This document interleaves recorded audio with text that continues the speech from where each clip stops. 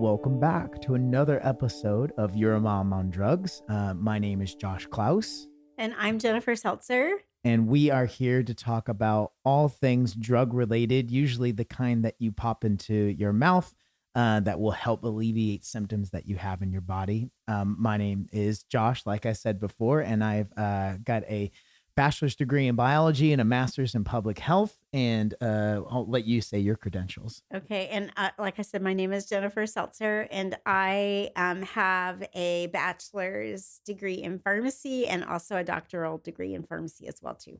Yeah, so all things drug related. All things drug related. So this is episode 6. It's going to be the final one of the year, and we've just so enjoyed y'all coming along with us. And if you have any suggestions for the next year of episodes to do, that we would love to do them. The last one is going to be about indigestion and heartburn, because we're right around the holiday times where, especially as Americans, we love to gorge ourselves with amazing food. And sometimes it can be a bit much. So if you ever basically get into that point where you are kind of feeling a bit bloated or you've got some acid reflux, we're going to be able to provide you some helpful tools to be able to get out of that. So before we dive into the conditions that we're talking about today, I figured we'd give an overview of just general digestion. I don't know if y'all think about what happens when you put food in your mouth and then the stuff that comes out the other end, but there's really only 2 pathways for food to go in and out. One is in your mouth and the other one is out of your bottom. So when you put food inside of your mouth, you start to chew it or masticate it. And there are these 3 salivary glands that basically start to break down your food. The whole goal of digestion is to take that food that you're eating, whether it's a cookie or piece of chicken, and to turn it into its prime components. And there's 4 major components that your body loves to have broken down into. We have carbohydrates, which are things like sugars and fibers.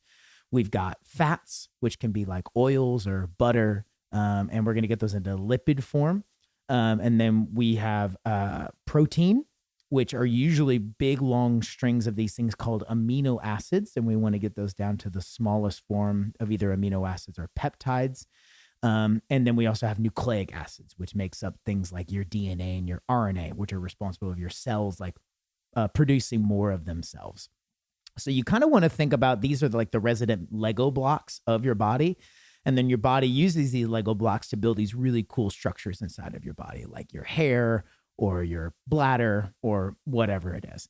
So let's say you eat a piece of chicken, you chew it, it starts to dissolve in your mouth. It turns into this thing called a bolus, B-O-L-U-S, which is like this small ball that then goes down your esophagus via the epiglottis, which is this thing that differentiates between whether something should go to your lungs or to your stomach. Your esophagus goes to your stomach. You've probably had this experience when you've drank water before and you went down the quote unquote wrong tube. That was because the epiglottis opened up the wrong way and it went to your lungs instead of your stomach, which causes you to go, and it's not a fun feeling. So then down the esophagus, this chicken goes and it drops into your stomach. And that is basically the first step towards, I would say second step towards digestion. Your stomach is super acidic, meaning that it has an acid inside of it. Now, a lot of people think acid, they think the James Bond movie, like, oh, I'm getting acid poured on me. I'm going to dissolve into just my bones. But all an acid is in chemistry terms is something that donates protons or usually hydrogen ions. And if you remember hydrogen from chemistry class, it's in the top left corner of the periodic table. And all an acid is something that donates those things to a liquid or a solution. And so the more hydrogen you have, the more acidic it is. But it's kind of weird because we use pH to signify acidity. So actually, the lower the pH it is, the more acidic it is. And that's just because it's on a logarithmic scale, if you remember that from math. And it's actually like 10 to the negative something power. So if you have a pH of 1, for example, that is 10 to the minus 1 of the concentration of that hydrogen.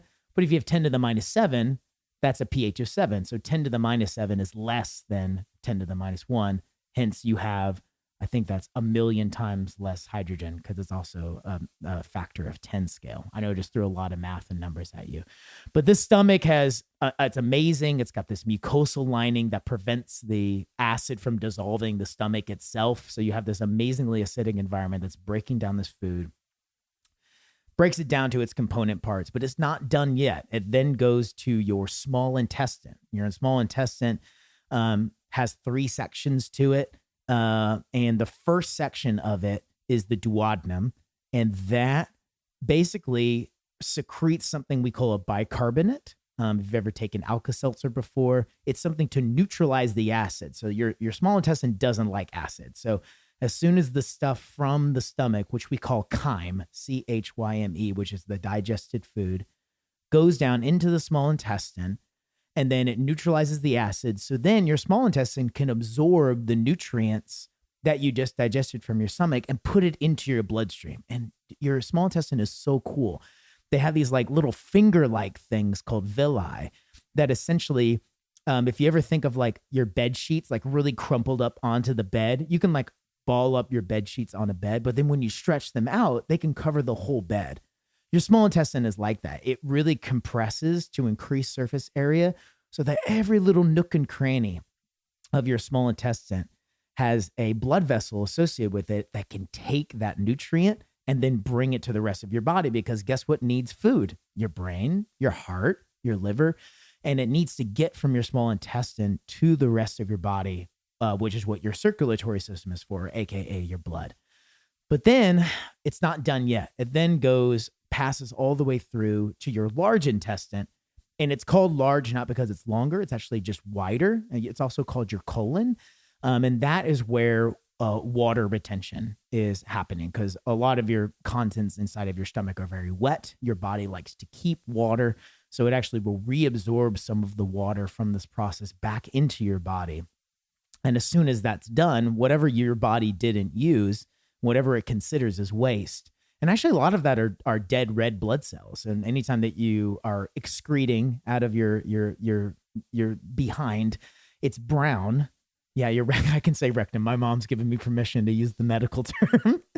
And it's brown because there's actually a lot of dead red blood cells, because your red blood cells turn over like once every week.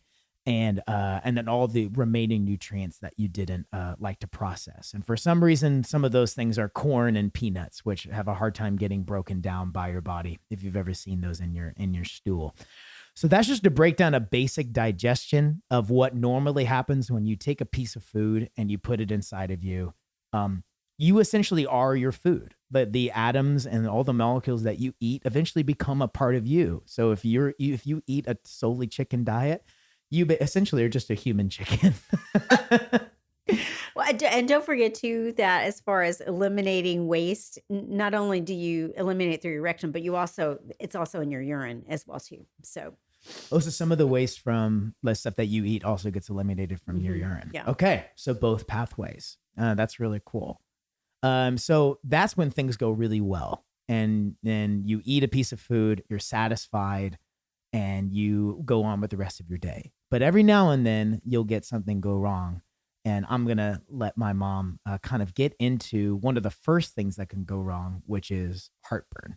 So Mom, what is heartburn? Well, Josh, heartburn it's actually a common gastrointestinal complaint. So it's stomach and intestinal complaint.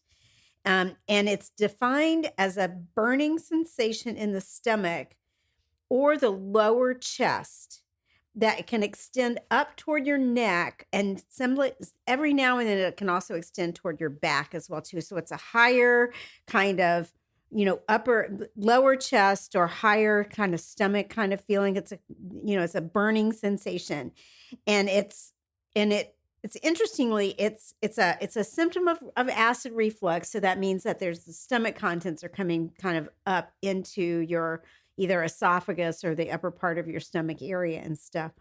But interestingly, it's called heartburn because your esophagus, if you look at your anatomy, your esophagus is right behind your heart. So if you've got this burning sensation and it's felt there, then it feels like your heart is burning, but it's not. You're actually your heart that's burning at that, most of the time. Um, about 40% of the population can experience heartburn intermittently. Actually, you and I, we were looking something up this morning, and we read that about 60 million people in America can experience kind of this heartburn type feeling or reflux type stuff, at least once, I think it was in a month or something, or maybe one time, in a year or whatever and stuff. So, but anyway, that's a lot of people. So, um, if it's occasional heartburn, that burning type feeling, it's not a big problem. It can be managed with lifestyle changes and non-prescription medications. But if you have more frequent heartburn, then it could possibly indicate some more serious health problems. And so you're gonna want to get examined by a healthcare provider under those circumstances.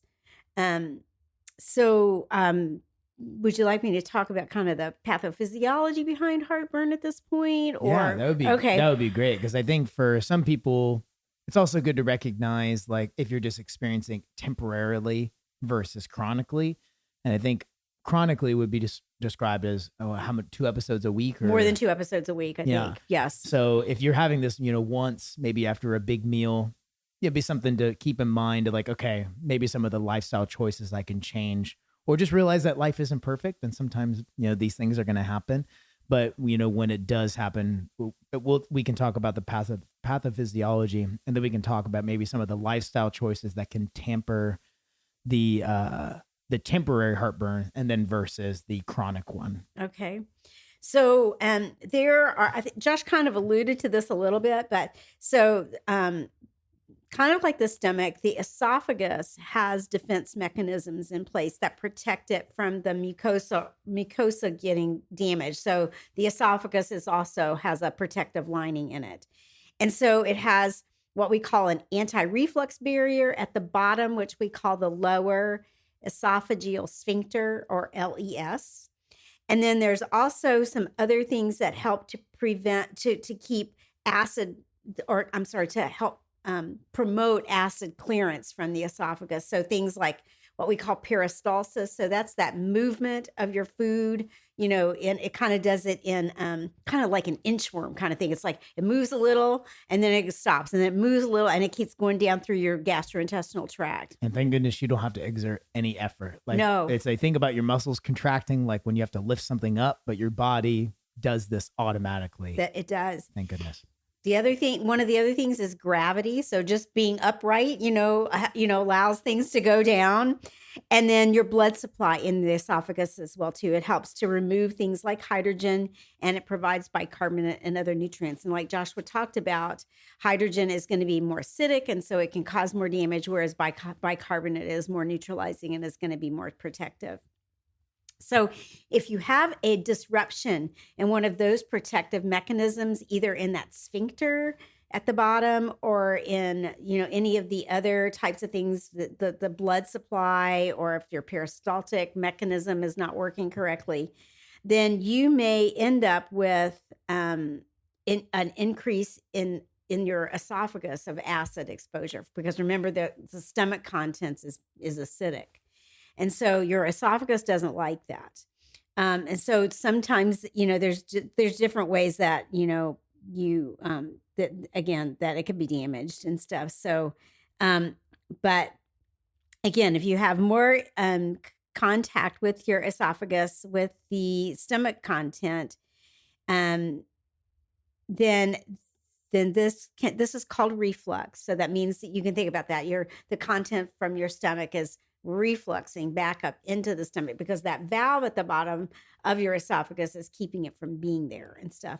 And so then if it's there, then it could cause some symptoms that may be uncomfortable. We talked about the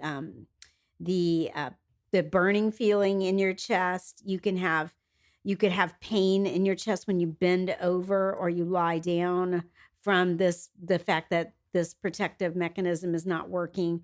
Or you can even have a burning feeling in your throat, or this hot, sour, or acidic taste in the back of your throat.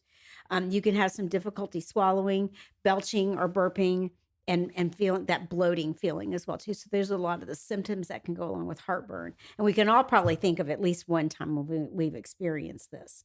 Yeah, absolutely. It makes me really grateful that LES is there, that Loris, Yes. because you often think like you forget what's in your body and the stuff that you're really happy is contained and where it Yes. is. Yeah. And when it comes back up, you're like, oh my gosh, I like I know. didn't even know that was inside of me. That's right. Because I mean, we all love to enjoy a good meal or a new food or whatever, but there are certain things that potentially can cause heartburn. And I'll talk about foods in just a second, but there's some conditions that can increase the chances of developing heartburn. One is pregnancy. It's going to be temporary, of course, but as the baby grows, so especially in the last few months of pregnancy, that weight of the baby can push on the stomach and can cause that lower esophageal sphincter to not close properly.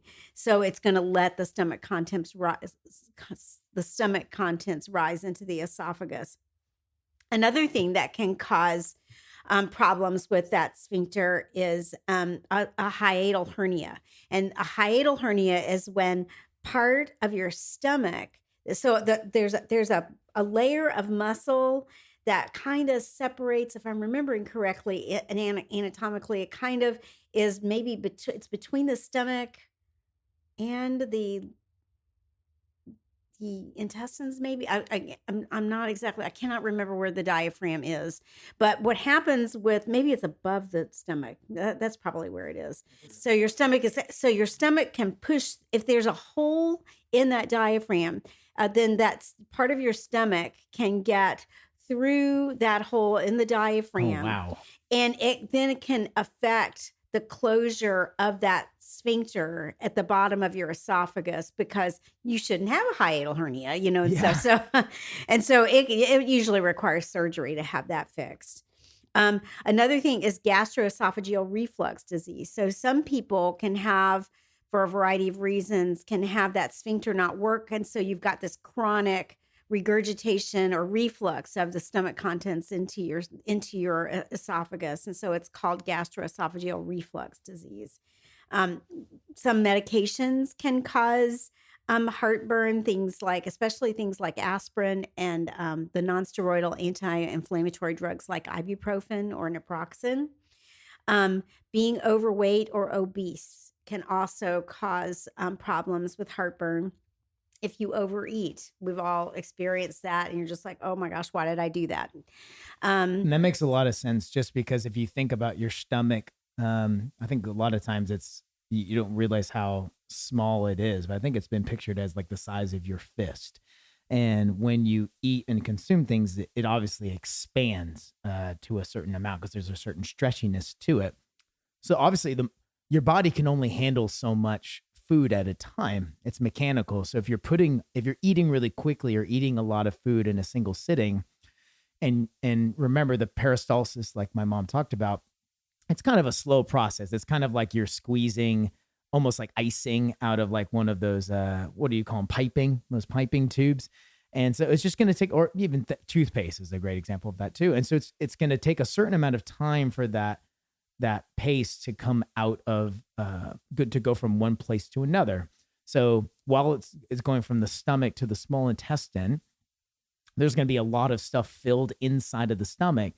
That acid and gas has to go somewhere. And so the pressure of that inside of your stomach is like a balloon, it's like a bag, and it's going to push back up into your esophagus because it's got to go somewhere. And that's probably why you've burped as well. Yes. Because the air has to go somewhere. right. And a Yeah. lot of times, burping doesn't just come from the lungs, it comes from the stomach as well. And you can definitely sometimes smell that as well. Yeah. Thank you, Josh, for And that very graphic you're description. welcome.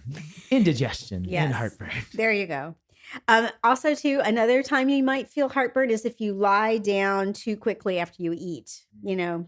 Um, I thought this was kind of interesting too. If you're wearing tight clothes, really tight clothes, it can push on your stomach and affect that sphincter, and so it can also cause heartburn. That makes sense. Smoking also can cause heartburn because what it does is it relaxes the lower esophageal sphincter pressure. And so it's going to make it more flappy. And so then more contents can get back up into the esophagus. It also reduces saliva. So, and saliva helps to break down your food as well too. So, if you bend over or lift heavy objects, especially after you've eaten, then you can increase intra-abdominal pressure, and if that exceeds the pressure in your lower esophageal sphincter, then it can cause the contents of your stomach to be pushed back into your esophagus. Also, too, if you eat too close to bedtime, I've done that. I love to Who have hasn't? froyo at night, and Chocolate chips. that's right. And so yeah, and stress as well too. So, and some of the foods that can make heartburn worse, although there's not definitive studies on this, but there is definitely a list of things that may be associated with heartburn, such as high fat foods, chocolate, alcohol, caffeinated beverages, peppermint or other mint flavorings, carbonated beverages, acidic foods, spicy foods, and onion and garlic. And so basically, the bottom line is if you identify a particular food that seems to cause you more difficulty, then that's the one you're going to probably want to, eat in a more minimal amount or maybe avoid altogether. Yeah, nutrition is so hard, and sometimes they can be more correlation than causatory. Yeah, because it's interesting because obviously these foods they're obviously made of different things, and so they'll have different chemicals inside of them, and they might trigger different things inside of your stomach when that happens. I want to go back to talking about NSAIDs, like the anti-inflammatories, and it really kind of get to because a lot of people might have a headache and they're like, well, I need to take my ibuprofen, but I don't want to get acid reflux or even a stomach ulcer. And so it really has to do with dosage and really chronic uses of these drugs over time. So the study that my mom and I looked up about that is like, if you viewed patients who took 800 milligrams, which is essentially 4 tablets of ibuprofen 3 times a day for 6 months, that's a lot. Then that's a lot. And that's 1 to 4% of those patients developed a stomach ulcer compared to the placebo or the control. So essentially, if you're a chronic user of these, that's going to really contribute to the degradation of the mucosal lining of your stomach, which is kind of how these ulcers form, because your stomach is just like covered in mucus, which is kind of weird to think, but it's actually amazing because it's a super good lubricant so that food can go down via gravity to the small intestine. But also mucus is great for trapping bacteria, and it won't allow them to colonize. It's almost like a spider's web. It kind of goes, help me, I'm in the mucus. And it can't do anything because bacteria love to hang out with each other. The one bacteria that has evolved a mechanism against this is something called H. pylori or Helicobacter pylori, which basically will disrupt that mucosal lining, and that's how the ulcers can form. Happens in about duodenal ulcers. Duodenal ulcers, and that happens in about 15% of patients. So yeah, with NSAIDs, another way around that is to take acetaminophen or Tylenol if you have a headache, because that just acts at the brain center. It has nothing to do with inflammation going on in your body, which deals with prostaglandins. And those prostaglandins are the things that the NSAIDs act upon, which actually weirdly have a protective effect against acid reflux and ulcers, even though they're associated with inflammatory processes in the body. So yeah, NSAIDs will inhibit prostaglandins. So again, you're going to inhibit that protective effect of prostaglandins. Yeah, thank you for clarifying that.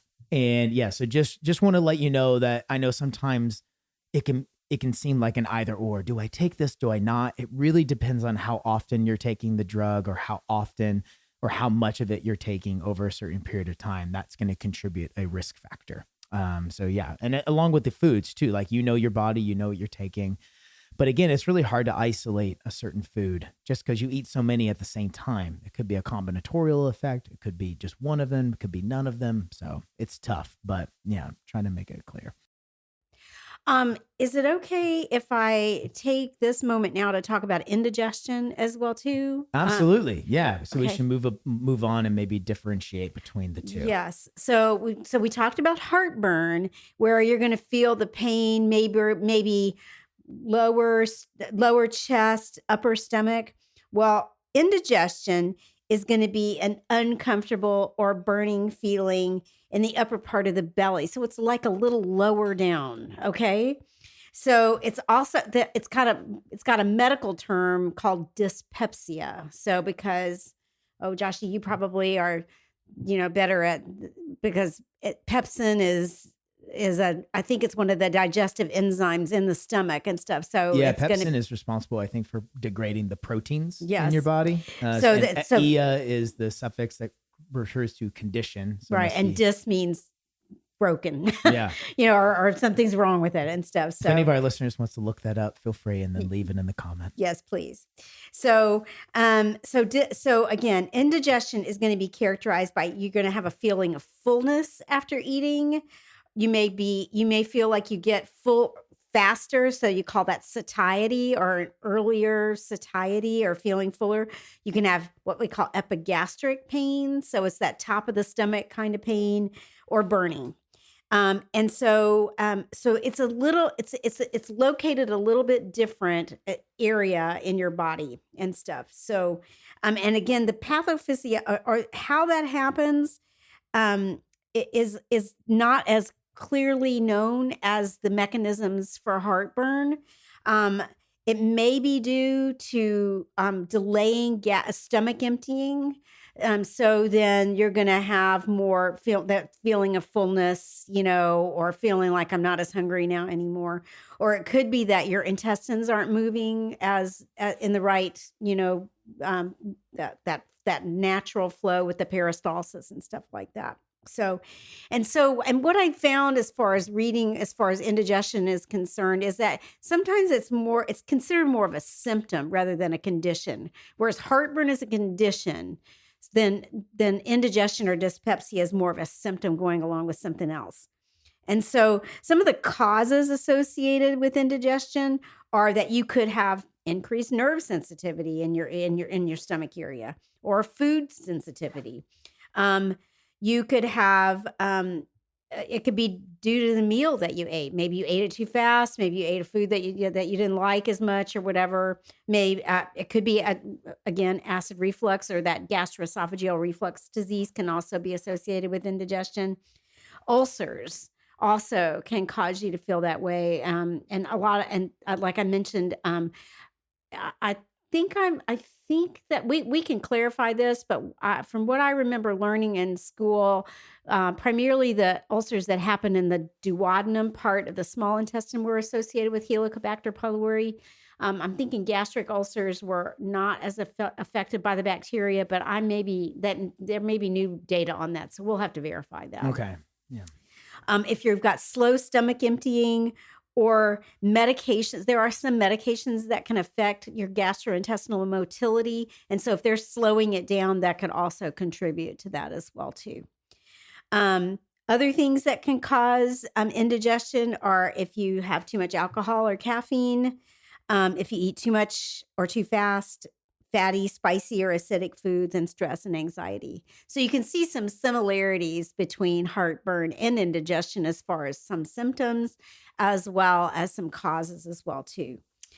Yeah, it's interesting because I think maybe the overall feeling that people would have, I think people know what a burn feels like, and then just know what feeling full feels like, right? So I bet there is some overlap, and I wonder if it could be a chicken or egg thing of like, if you have indigestion, then that's the feeling of being full, right? Which is like your stomach really expanding, and then that's going to push some of that acid up into your esophagus, right? So like you kind of have this combinatorial effect. Actually, that's a great segue into some of the symptoms associated with indigestion, because heartburn can be a symptom of indigestion for that very, very same reason. You can have some nausea associated with it. Again, bloating, the belching or burping. Sometimes you can actually vomit, with indigestion. Again, and then all those things that we talked about, feeling full or feeling like you've eaten enough, maybe faster, or, quicker than you normally do and stuff. Let me point out a couple of things as far as heartburn or indigestion that you should be aware of. So a lot of us have had to treat that ourselves and we can handle it. And we'll talk a little bit in a little bit about the medications that are available to and the lifestyle changes that are available to hopefully, manage that. But there are a couple of conditions that you or symptoms that you want to be aware of that would make you think I need to see somebody maybe sooner rather than later. And one of the big things is that because indigestion and heartburn happen in the heart area, sometimes it can mimic a heart attack. And so that's serious. And so if you have this kind of burning pain in either your upper stomach or lower chest, and it doesn't go away with taking something like an antacid, or you have things like sweating or pain that goes down your arms, or feeling um, um, dizzy or lightheaded, or you have you feel like your chest is kind of squeezing. You can actually have pain in your jaw as well too. Those all shoulders as well too. Things that are just different than it being localized right into your kind of stomach or abdomen area. Then you're going to want to get help pretty much right away, because that potentially could be a heart attack, and so you want to be checked out for that pretty quickly. Other things that can go along with either heartburn or indigestion that would make you want to get to see a healthcare provider about it sooner rather than later are if you have difficulty swallowing, if you have pain with your swallowing, if you had an upper gastrointestinal bleed. So if you vomited blood or if you have blood that passes through your rectum, you want to, if you have some unexplained weight loss, or if you actually feel a mass somewhere like in your, maybe your neck area or something that's not there normally, you could have, they could indicate things like, it could be things like gastroesophageal reflux disease. It could be, you could have a narrowing of the esophagus, and it could be an ulcer. Or and as Josh and I were talking before we started with this podcast, if you allow your esophagus to be exposed to acid over and over again, like with gastroesophageal reflux disease, and you don't do anything to manage that, your esophagus being exposed to acid over time can increase your chances of developing esophageal cancer. So it's something you want to make sure that you've got under control. So Yeah, and I think that's really good. So the two things to clarify there. One on the first, that cancer part is like talking about the mechanism there. You have to remember what cancer is. Cancer is actually the disease of your own cells. Your cells actually mutating to the point where they lose their ability to act like normal cells, because most cells basically kind of live right next to each other. They divide, and they basically, as soon as they run into their neighbor, they stop dividing. But cancer soon is essentially will just divide uncontrollably. And so this happens due to DNA mutations inside of these cells. So the more cells you destroy, the more times these cells need to be replaced. And every time they get replaced, they have to replicate, which introduces a chance for the error, which is why you normally see cancer in older people, just because their cells have had to replicate more times and there's more chance for error. Every now and then you'll get some childhood cases, but that's just kind of the law of probability. So the number of times that you can reduce damage to any part of your body for replication, the lower your odds will be for cancer. Also, in terms of these are chronic conditions, so keep in mind, the heart attack is definitely not chronic. It's right then and there. So if you're experiencing those other symptoms other than the pain in the chest, pain radiating down the arm and the jaw, et cetera, then sweating, dizzy, that's shortness of breath is another one as well too. Sign of a deeper problem. And then the cancer and the GERD, those are definitely more things that you'll notice maybe over a weeks to months period. And yeah. And so for those atypical symptoms, if you go to see your healthcare provider, they would do some diagnostic tests to try to figure out what's going on. And that would be doing some blood work, They may do something that we call an upper endoscopy. Maybe some of you have had to have that, where they're going to give you some medication to allow you to relax, and then they'll put a tube down your throat to be able to look into your stomach to see whether or not you've got an ulcer, or in your esophagus to see if you've got some acid damage or whatever, as far as that's concerned. And sometimes you might need some imaging studies, radiology imaging studies to look for things as well too.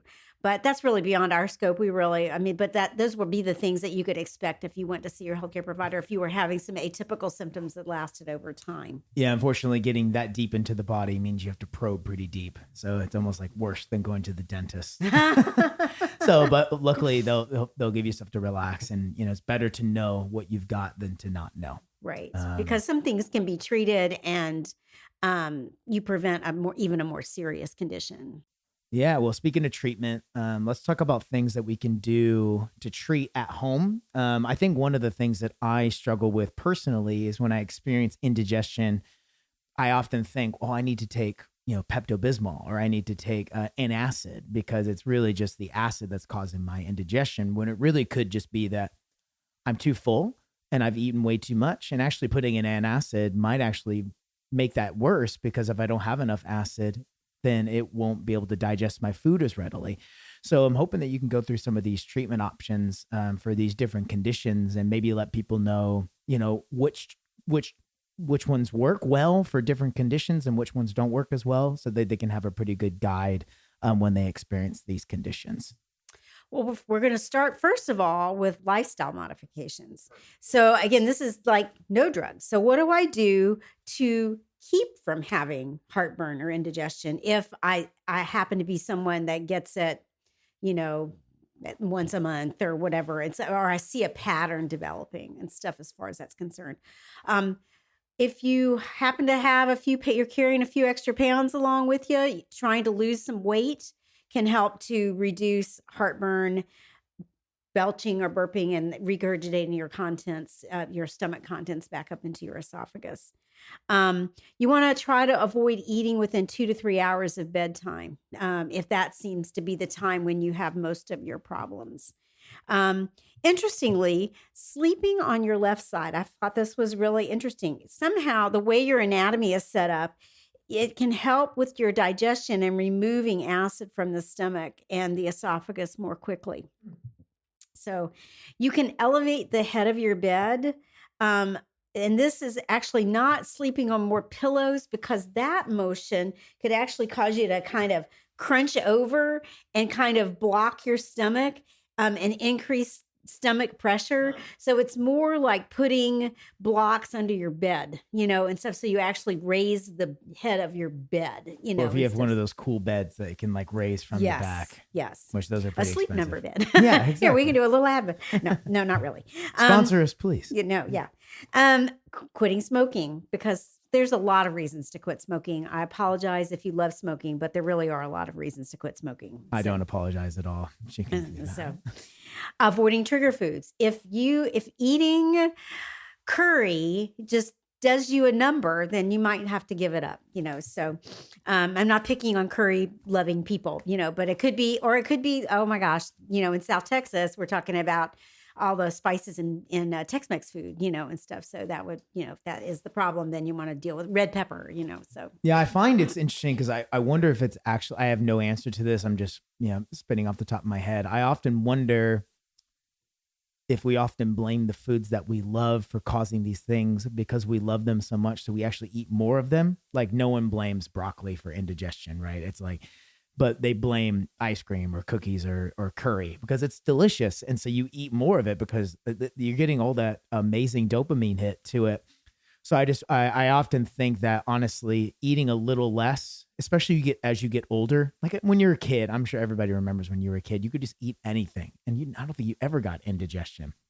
But as you get older, these mechanisms, this peristalsis, this pathway of digestion slows down just because your body ages and it doesn't work as efficiently. So you kind of have to adjust your lifestyle to your biology, and which is so hard to do. And it's accepting the fact that you are aging. And that is a tough thing to do, but your body will thank you. And unfortunately, If you're not going to exercise or change your sleep habits or quit smoking, then it's just going to get worse. I mean, exercise and sleep and reducing stress can help, but it's not going to make you 13 again. It's only going to make, your current situation just a little bit better. If you do know that you have some trigger foods that really, like, every time you eat it, you're like, as much as I love this, it makes me feel crummy afterwards, then you're probably going to want to avoid those foods or eat, like Josh said, a little bit less, have a taste and stuff. You want to avoid overeating. That is, especially as you get older, it's just not worth it. It's just not worth it because then you feel miserable for the rest of the day or the night or whatever. So, try to eat less, and set a limit. Also eating more slowly. My husband and I, we will like snarf through dinner and we're like, oh my gosh, why do I feel so bad? So it's like, put your fork down, eat with a fork instead of your hands, and stuff. So you've got to control, how fast you eat and stuff. That is so hard. I don't know why there is that sense of like, I have to eat this immediately. Like I do the same exact thing. Whereas like, if I don't eat this quick, it's just gonna not be delicious anymore. Yeah. But if I just took a break and like asked somebody a question, if I'm eating with somebody or just, just sat and like, wow, I'm really enjoying this meal. But there's something about it. You just want to keep going and just consuming it all. Yeah. And this also is interesting too. Wear loose fitting clothes. I mean, if you're going out and you're wanting to look good and slimline and make contour fitting clothes, don't go eat. Or eat very little, and stuff. Yeah, wear a trash bag. There you go. Yeah, so you can expand to it. Yeah. So those are your lifestyle modification things to think about as far as helping with indigestion and heartburn. But if you do get heartburn or indigestion, there are a couple of non-prescription over-the-counter medications that are typically used to manage. The first is going to be antacids. Antacids are going to be your things like Maalox or Mylanta. A lot of times they're liquid. They can be chewable tablets as well too, and they neutralize the acid, that's in your stomach. They are not actually very much systemically absorbed. They kind of act locally. The deal with antacids is that usually you have to take either a fair amount of it, like 30 mLs of Mylanta or a couple of tablespoons, and you have to usually use it fairly frequently. So that would be really hard for me because Mylanta or Maalox liquid is so thick and stuff. It almost makes me gag. But that's me, and stuff. But some people can handle it and stuff, and so it's definitely definitely a treatment you can use. How often do you have to do it during this period? Like you said you have to drink it a lot. So, for example, if you were taking Gaviscon, which is a combination of aluminum hydroxide and magnesium carbonate. That's another thing I should mention, that most of the antacids contain aluminum products, calcium products, or magnesium products and stuff. And I think people, when they hear metals, they immediately think like heavy metal poisoning and things like that. So I think we should mention that it's not like you're just taking aluminum. There are aluminum compounds that they're aluminum attached to. So when they enter into your body, they will, the aluminum will detach from the main compound and act upon it. But that aluminum hopefully will get excreted as waste. And hopefully if you're not taking a lot, it won't accumulate a lot in your body, correct? Right, because let's take, for example, aluminum hydroxide. When you take it, it's going to neutralize the hydrochloride or that acid in your stomach. It forms an aluminum salt with chloride, and then it creates water. So, because it's a chemical reaction. If you remember back to those, remember we all had to take chemistry at one point, and stuff. All those chemical reactions we had to write out and stuff. That's reassuring. So it's nice because I think a lot of people think they put aluminum in their body and the aluminum stays, but actually the aluminum combines with the chlorine, which makes the aluminum chloride, which is a salt. and it remains as that. And because it's a salt, it's probably water soluble. Gets And into it your, also has a higher pH, and so it's going to help your pH go up and neutralize those hydrogen acids as well. and it'll probably get excreted by your urine at some point because Right. it's water soluble. Right. Okay, cool. So that's important to know as far as what is in those antacids. But so again, primarily the salts that are in antacids are magnesium, aluminum, calcium carbonate, or sodium carbonate. And aluminum and magnesium come in a couple of different salt forms. But when you're talking about the dose of these antacids, like I said, you'd have to take a fair amount of it. So, for example, they can come in chewable tablets, or they come in a liquid. If you take the tablets, you're looking at chewing 2 to 4 tablets 4 times daily. So, that's a lot and stuff. But if you're not feeling well, then you're probably going to do it. But those tablets can taste kind of chalky and stuff and all. And so, I mean, it's patient preference, really, and stuff. And the liquid form of it, you're thinking of taking anywhere from 1 to 2 tablespoons 4 times a day as well, too. Okay, wow. So this is really more of the indigestion.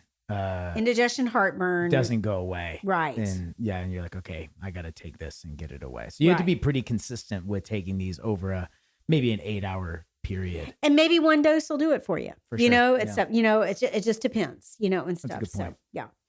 So another thing that can be used if you're like, well, you just kind of all that stuff you just told me about the antacids, maybe I'm not going to try that. But please, it is an option, and it does work, and it can give you immediate relief, but maybe some patients it doesn't work as well. So you can also use bismuth subsalicylate, which is also known as Pepto-Bismol. Pepto-Bismol has protective effects on your stomach mucosa, and it has some weak antacid properties. There's some other things that Pepto-Bismol does as well, which are beyond the scope of this particular talk. So you don't want to use Pepto-Bismol in younger kids and teens because it has an aspirin-like component in it.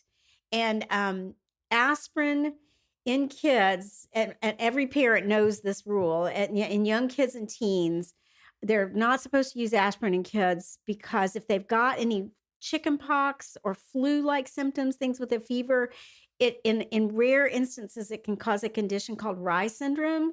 And Rye syndrome is an encephalopathy, or a swelling of the brain. And it doesn't have a mechanism. The mechanism is not well known, but there just happens to be this association with using aspirin type products and developing this in kids who are sick. So instead of using Pepto-Bismol in kids, you're going to probably want to use it. The kids that develop indigestion, that's really, I didn't even address that really here because it's not really common, And again, if the kiddo is doing that, if having those types of symptoms, I'd sure want to go to my pediatrician and find out what's going on. Absolutely. And it might even be lifestyle choices that the child might be a little bit overweight, and that might be causing that, and or not getting enough sleep and things like that. That's well said. So with Pepto-Bismol, they obviously have a different mechanism, but is the outcome the same with that and an antacid? Like, would you take them for similar reasons? Like if I was feeling heartburn or indigestion, I would take Pepto-Bismol or antacid for a similar goal.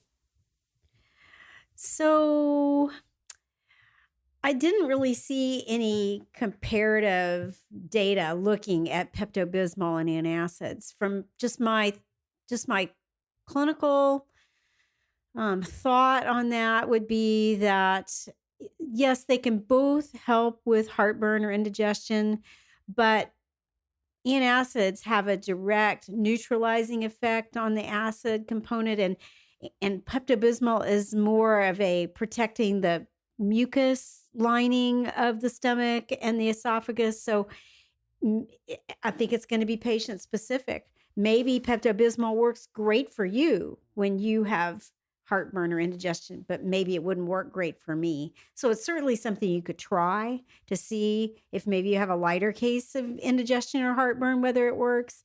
But I might be more likely to pick an antacid over Pepto-Bismol. But again, I don't have any real strong data to definitively say that.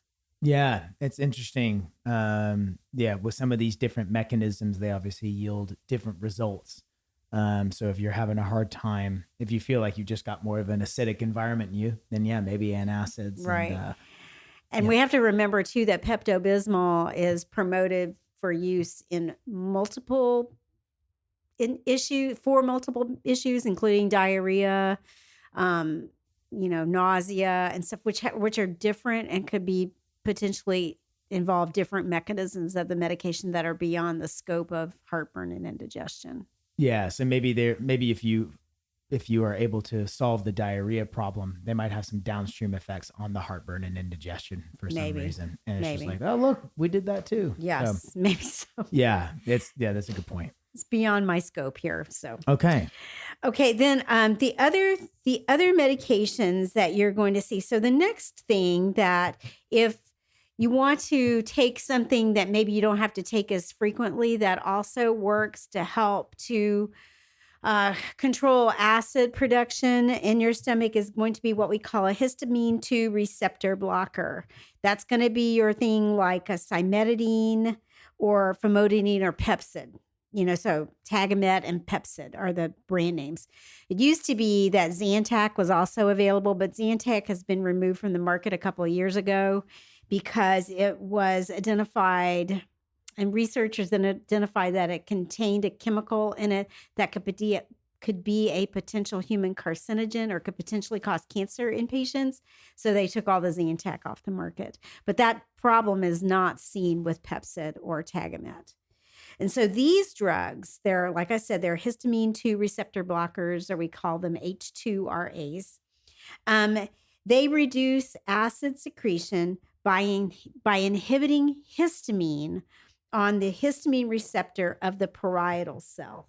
Parietal cells line your stomach, and that's the cell that produces the acid in your stomach. So if you are able to block the receptor, the histamine receptor on this parietal cell, you can help to prevent acid from being released into the stomach. Okay? Gotcha. So when you're taking an antacid, you're just neutralizing the acid that's in your stomach, but it's already been produced. But this blocks it at the source. Right. It's almost like you have a reduced. spigot of acid coming out. You're blocking the spigot with these. Okay, that makes sense. And so these histamine receptor blockers, have a longer duration of effect than antacids. But it takes them a little bit longer to start working. So antacids are going to start working a little bit quicker, but you have to take them more frequently. Whereas if you take something like Pepcid or Tagamet, it may take a little bit longer for it to work, but you don't have to take it 4 times a day. Is it safe to take these medications, these histamine blockers, but then do antacids while you're waiting for it to kick in? You can. You can. That's safe to do? Yes. Okay. All drugs are going to have issues. I think the thing with antacids, if you are taking other medications, antacids can bind other medications. So sometimes there's guidelines and rules as far as when you're supposed to take your antacid and when you take your other medication. Usually there's about a 2-hour gap that you have to allow, between taking the antacid and the other medication, because the antacid could bind your other medication and then it wouldn't work right. So you don't want that to happen as well. Okay. So, awesome. Histamine 2 receptor blockers, they've got some drug interactions, but not that same kind. The other thing that's kind of interesting too with a histamine 2 receptor blocker is that you want to usually just take them as needed, because you could develop tolerance to it if you took it all the time. So you're just looking for an as needed type of a medication for this. So when you're having those heartburn symptoms, indigestion symptoms, then that's when you take your histamine blocker. All right. Okay. And then the last class of drugs that are available are called proton pump inhibitors. And these are your drugs like Prilosec, omeprazole, Prilosec, Acifex. They are going to, so while you've got your histamine receptor blocker that's blocking histamine release, blocking acid release from that histamine receptor, your proton pump inhibitors, there is actually what we call a proton pump inside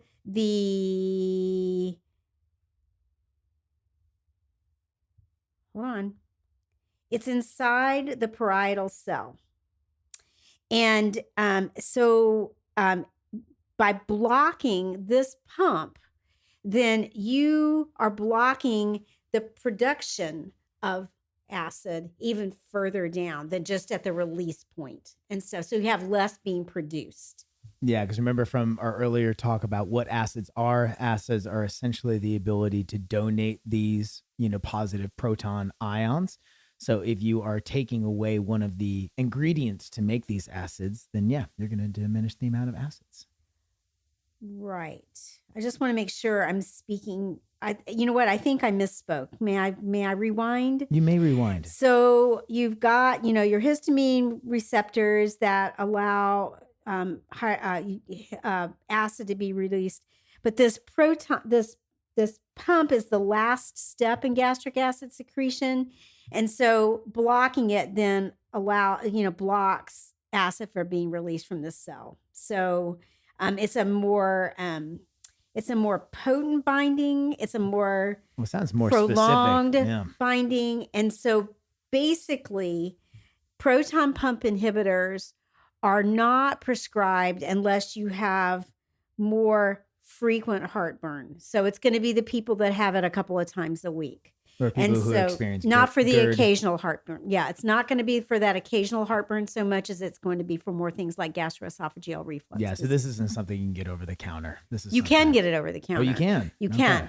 But I think that some people may maybe mistakenly pick this up for occasional heartburn, but I would make a choice to pick something like an H2 receptor blocker, like a Pepcid for those occasional cases, whereas I would choose your Prilosec, more for those people that either have GERD or are plagued with, indigestion or heartburn a couple of times a week and stuff.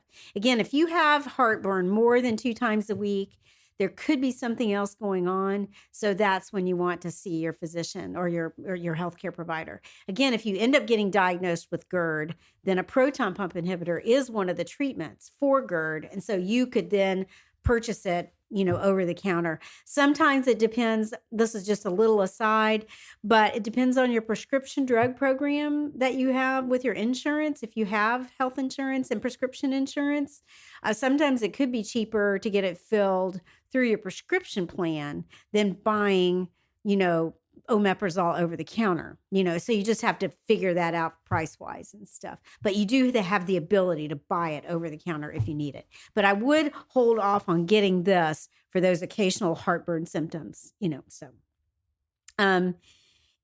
Interestingly, this drug, it only works on active proton pumps. So it's better to take it in the morning.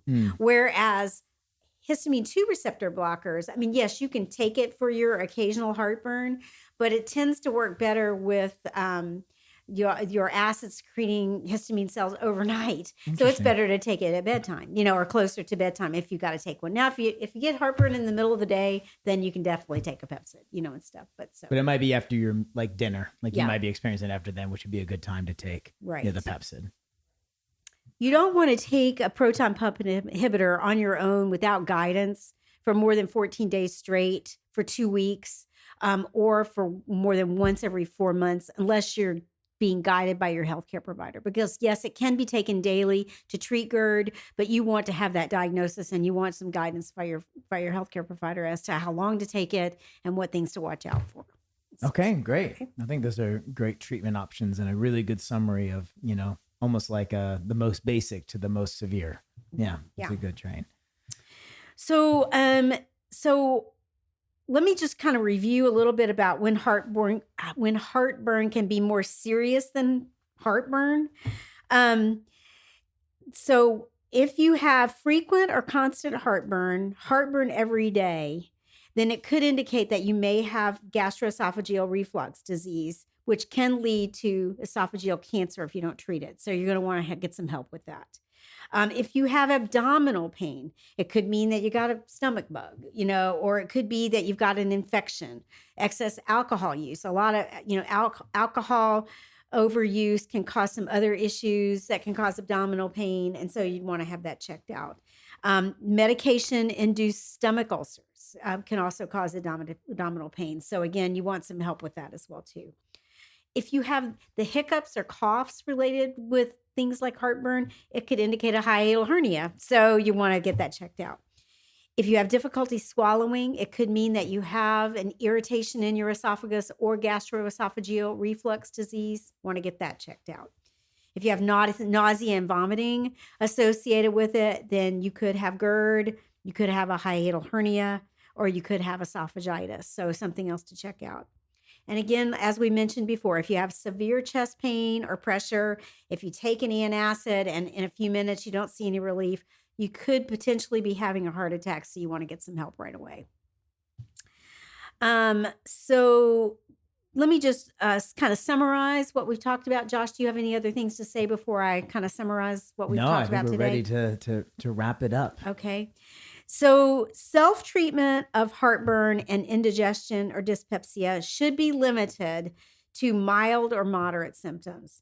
Like we talked about, if you have that burning in your upper abdomen or chest after you eat, or you have some centralized abdominal discomfort. So pretty much limited symptoms to things like that. No other symptoms associated with that. Then you can treat it yourself.